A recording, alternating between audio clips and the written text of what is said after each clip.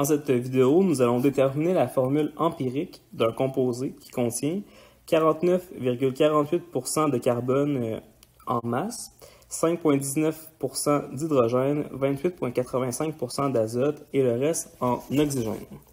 Alors la première étape, ce sera de trouver le pourcentage massique d'oxygène, puisque ce n'est pas écrit. Donc, comme le composé contient que du carbone, de l'hydrogène, de l'azote et de l'oxygène, on sait que le pourcentage de carbone plus le pourcentage massique d'hydrogène plus celui de l'azote plus celui de l'oxygène, c'est égal à 100%. Ça implique quoi? Ben, ça implique en fait que le pourcentage massique d'oxygène, c'est 100% moins celui du carbone, moins celui de l'hydrogène, moins celui de l'azote. Donc, c'est égal à 100% moins 49,48%, moins 5,19%, moins 28,85%.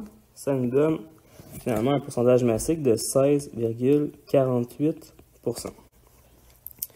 Deuxièmement, pour résoudre le problème, on va poser 100 grammes de composé. Pourquoi on fait ça? Ben, en fait, il faut se rappeler la définition du pourcentage massique. Si je prends le pourcentage massique du carbone ici, c'est quoi? C'est la masse du carbone sur la masse du composé fois 100%. Donc, si on a 100 grammes de composé, ça implique quoi? Ben, en fait, on a un pourcentage massique qui est donné de 49,48%. C'est égal à la masse de carbone sur 100 grammes fois 100%. Et là, si je fais ça, ben, en fait, les 100 s'annulent, pour 100 s'annule, il nous reste finalement 49,48 grammes de carbone. Et bon, ben, on a une masse de carbone, on connaît la masse molaire de carbone, on pourra trouver le nombre de moles de carbone. Donc là, j'ai 49,48 grammes de carbone fois une mole de carbone pour 12,011 grammes. Donc si je fais le calcul, je vais obtenir 4,120 moles de carbone. On va faire la même chose pour tous les éléments.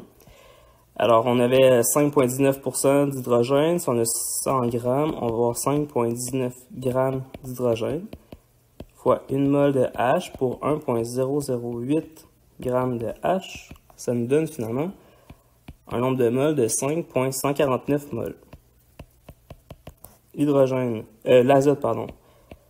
28,85 grammes d'azote fois une mole pour 14,0067 grammes. Et ça va donner 2,060 moles d'azote.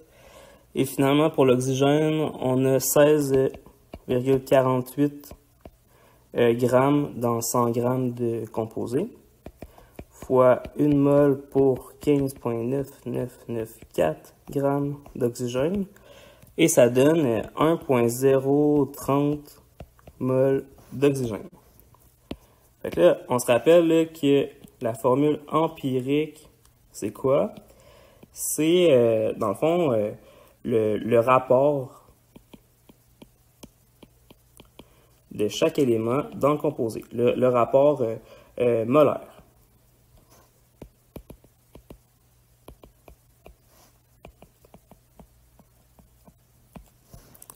Donc, c'est la plus petite expression.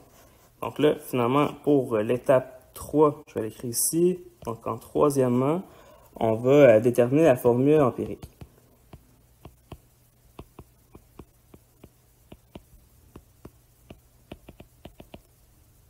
Donc, le rapport dans une formule empirique est en moles.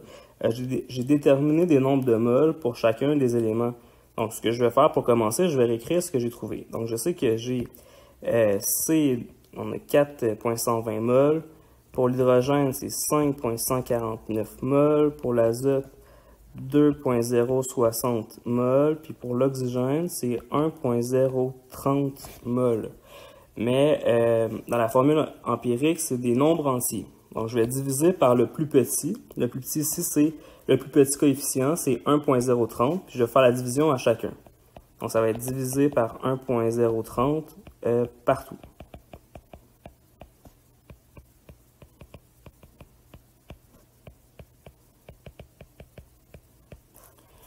Fait que si je fais le calcul, 4,120 divisé par 1,030, ça va me donner 4. 5,149 divisé par 1,030, ça me donne 5. Ensuite, 2,060 divisé par 1,030, ça donne 2. Puis 1,030 divisé par 1,030, ça donne 1. Donc finalement, j'ai trouvé la formule empirique.